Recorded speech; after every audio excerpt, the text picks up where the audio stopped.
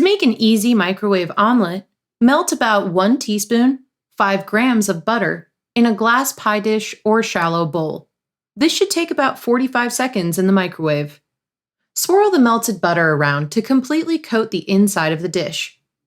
Next, whisk together 2 eggs, 2 tablespoons, 30 milliliters of water, and a pinch of salt and pepper in a separate bowl. Pour the egg mixture into the buttered pie dish and cover the dish with a layer of plastic wrap or a microwave-safe plate. Microwave the eggs on high for 1 minute or until they are almost set. Then spread the filling of your choice over half of the eggs. Some good filling options include pre-cooked diced ham, shredded cheese, or chopped vegetables.